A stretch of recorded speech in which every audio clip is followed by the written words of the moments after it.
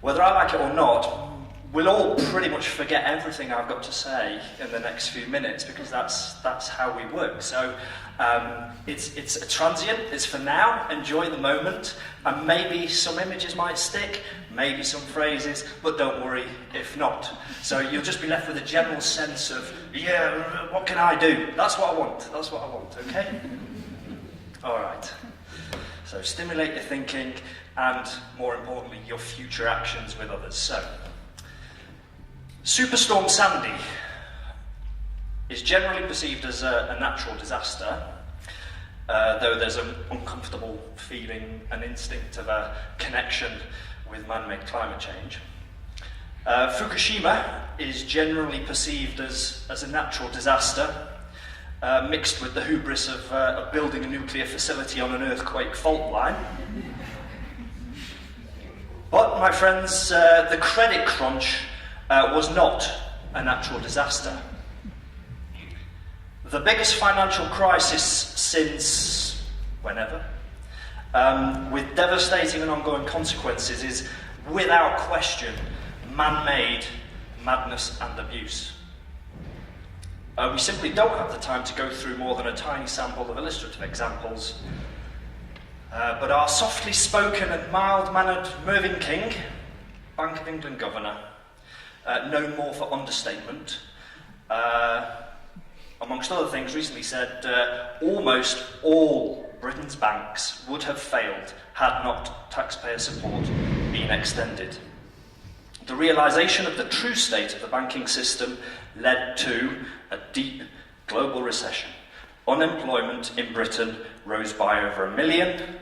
To many of you, this will seem deeply unfair, and it is. I can understand why so many people are angry.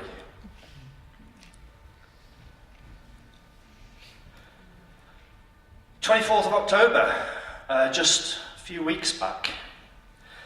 National well-being in Britain is more than 13% down on its level before the global financial crisis, new government data shows.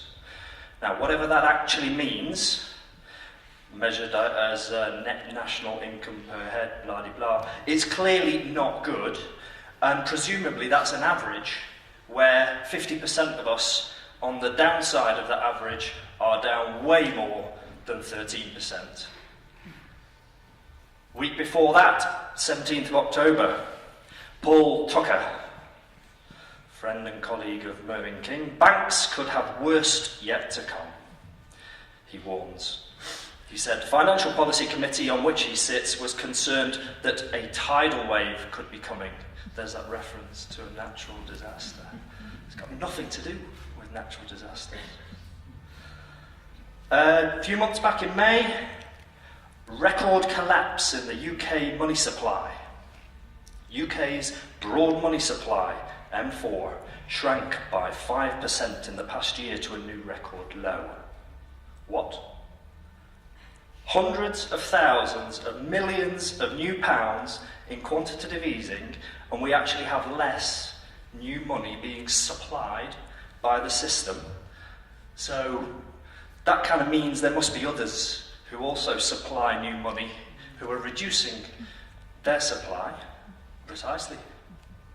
So our too big to fail and too big to jail private banks, with their bafflingly bloated and dishonest balance sheets that are many times larger than the size of our entire national economy, are the primary sources of all our new real economy money when they create credit, or as we know it, compound interest-bearing debt contracts secured against existing assets.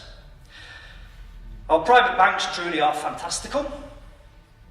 Fictional constructs of electronic numbers, and they have the power to decide what activity will and will not be funded, what jobs and products and services will and will not be created or destroyed. Warfare is spectacularly more profitable than welfare.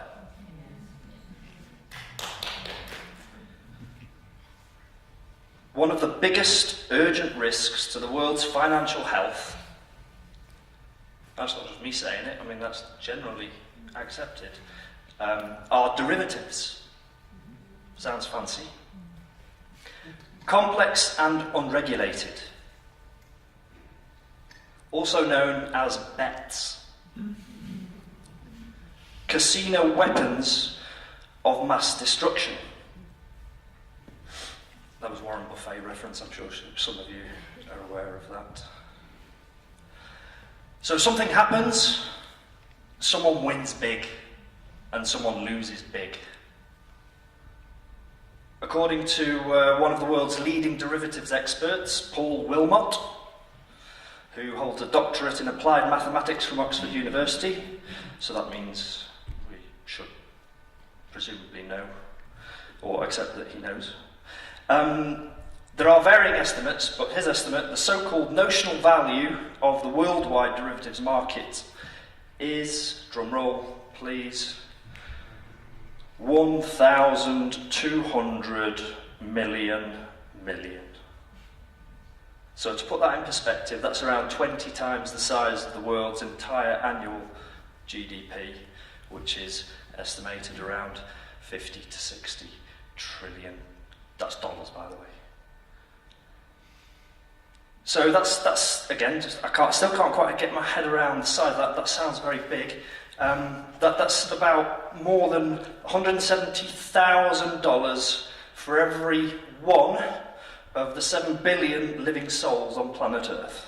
So you and I, each one of us, somewhere out there in this amazing virtual universe, $170,000 for each one of us and every other person on the planet, tied up in this big derivatives insanity.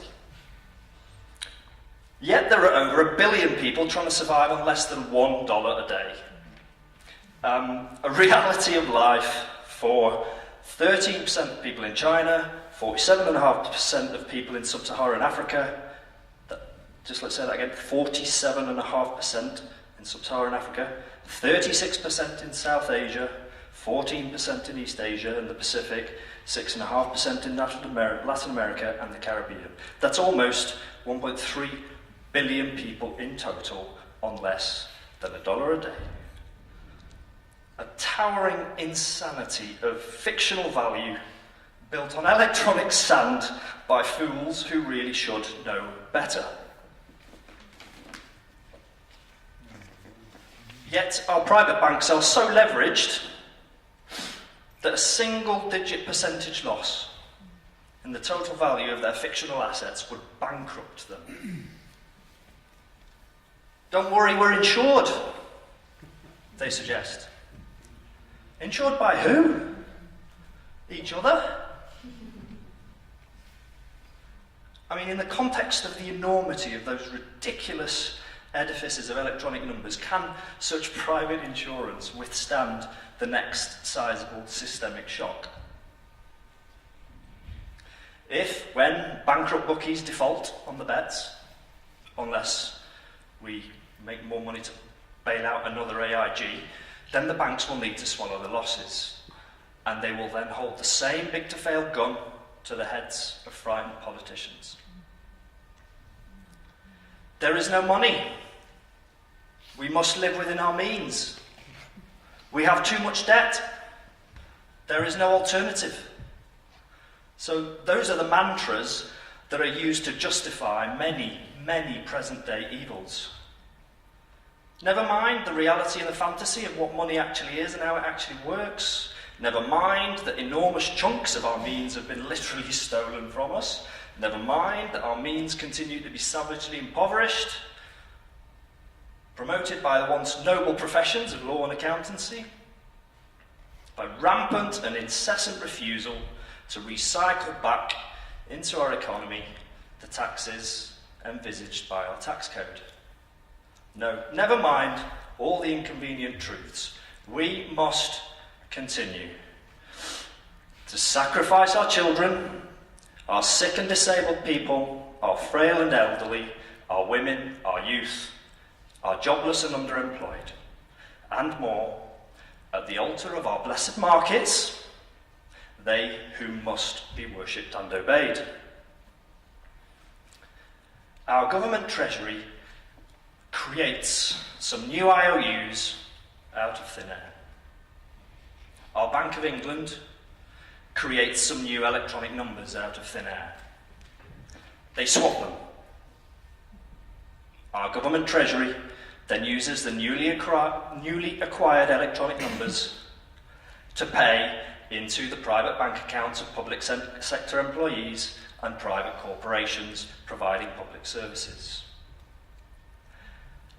Our supposedly unsustainable national debt is then said to increase by the amount of the new electronic numbers.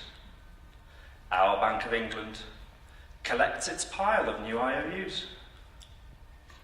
Step back from the detail, and all that's happened is we've created as much money as our government treasury wants to borrow to plug the tax income hole left by rampant tax dodgers.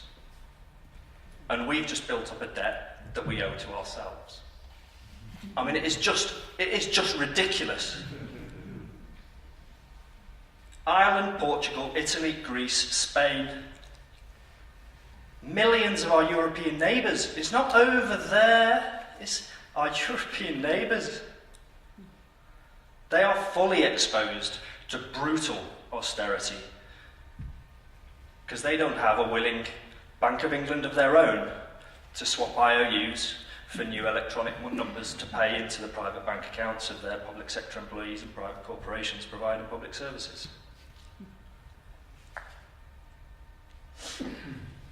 We can find trillions to push through this knackered banking system, but there's no money. This crazy game is rigged, and more people are waking up from the matrix. Now, many of us thought, back in 2008, when the mask well and truly fell off, that there would be swift and meaningful corrective action by those in positions of responsibility to address the root causes of the crisis and begin to rebuild. You know, we've seen an urgent crisis response to Fukushima. We've seen an urgent crisis response to Superstorm Sandy. Weeks turned into months, turned into years. And our comforting illusions evaporated. And we have witnessed and continue to experience a spectacular failure of the existing institutions to respond appropriately and effectively to this crisis of banking and money itself. A spectacular failure of the current structure of our democracy. A tiny elite have created a devastatingly powerful monster of corrupted money and power, and it is out of control. Bankenstein. Bankenstein emerged from behind the wizard's curtain, and he laughs in our faces. And we appear to be powerless to defend ourselves from the madness and the abuse.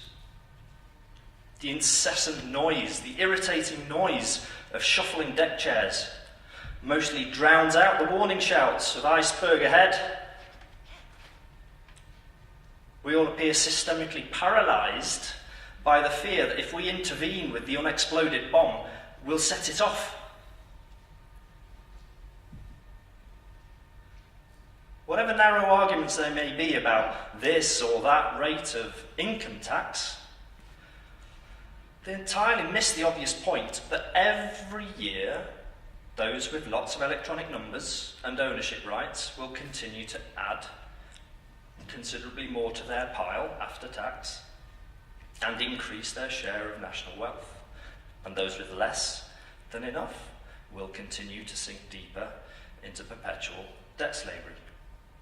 And there are currently no effective levers on the party political table that even bother to attempt to grasp that most fundamental nettle. So does it matter how much of the nation's wealth is hoarded by the few? Well, back in 2005, so that's 7 years ago now, Office of National Statistics data suggested that 1% of the UK population had a similar share of wealth as the poorest 75% of the population combined. Now, when you factor in the inexorable growth of inequalities and the many millions of millions estimated to be hiding in tax sewer secrecy jurisdictions, I expect that the reality is considerably more skewed even than the Office of National Statistics data. And those that care enough to pay attention to these things will know that there is a strong correlation between rising financial apartheid and social ills. Peace? This is not peacetime. If we open our eyes enough to see, we cannot deny we are under massive attack. Yes, violent wars by nation states are today waged with planes, tanks, guns and soldiers, now drones and cyber warfare. But we now have 21st century technological power undreamt of in previous centuries, and many lives are lost or savagely damaged, now also at the hands of non-state entities by computer. And amongst the most dangerous of these are the unscrupulous and unaccountable debt dealers and banksters, tragically addicted puppets of our Frankenstein. It is in this context, within all of that and what's been talked of before, that the idea of Occupy emerged into the public gaze in, well, here it's Sol in Madrid, in Spain, but in Wall Street, London Stock Exchange, St. Paul's, and across many other cities globally, including humble Manchester. A visceral, primal scream of pain from the heart. Stop this madness and abuse. We are the 99% and we have had enough. It should not and must not be this way. And how did the structures of our society respond? First we were ignored, then we were mocked and ridiculed. Then many were beaten, pepper sprayed, evicted, imprisoned, put on trial, fined.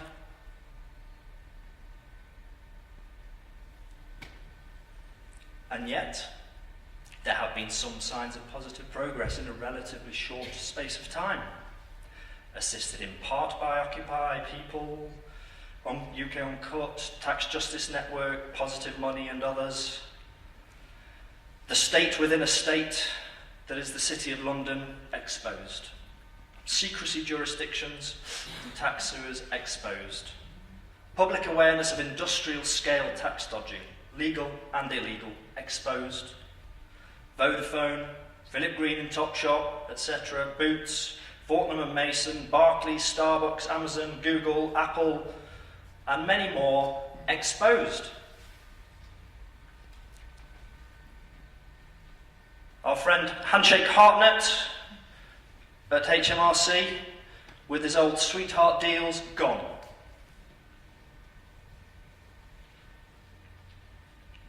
Bob Diamond, gone. He was being touted as a potential successor to Mervyn King as Governor of the Bank of England. Libel, exposed. PPI mis-selling. Currently, amount set aside, I mean, it's about as large as we've spent on the entire Olympics. Sanction-busting bank fraud, exposed. Bank laundering of narcotics cash, exposed. Derivatives and casino banking, exposed.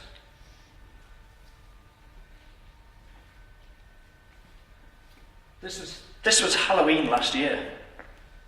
St. Paul's. We've heard from Sam about what went on at that particular time.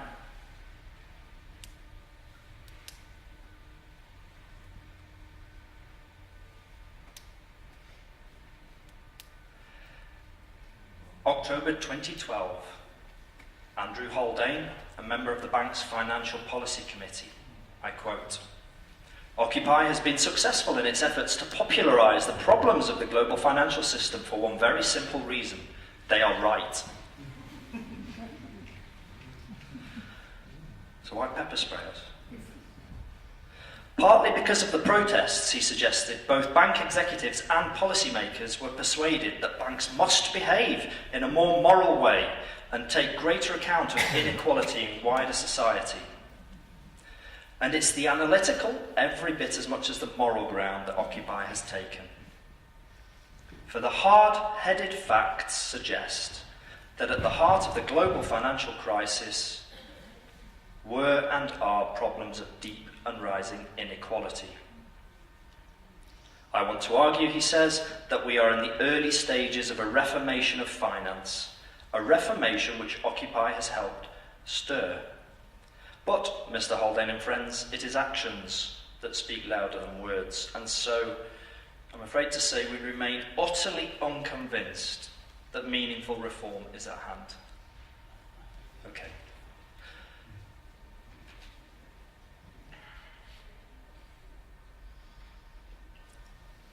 In pursuit of fictitious electronic numbers, many of our sick and disabled people, all of us are just one incident away from that sickness or disability, are being pursued to poverty or suicide. For fictitious electronic numbers, our youth services are being gutted, sowing poisonous seeds of future weeds.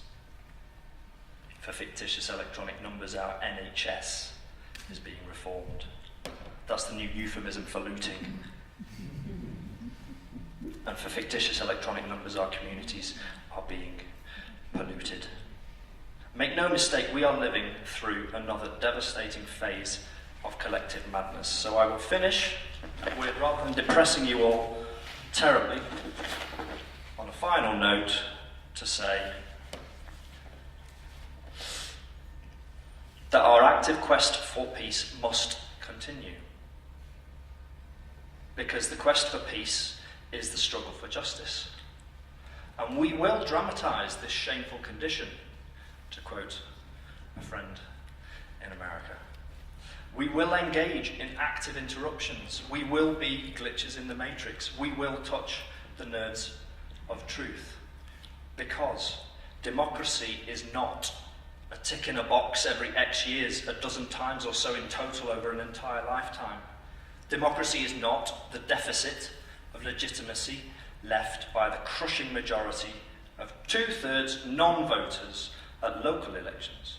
Democracy is not a choice between a faster or a slower rate of worsening financial apartheid and debt slavery. Democracy is not about ruling through obedient, unquestioning, or enforced compliance. Democracy is not the abuse of power by the strong over the weak. Democracy is not a spectator sport.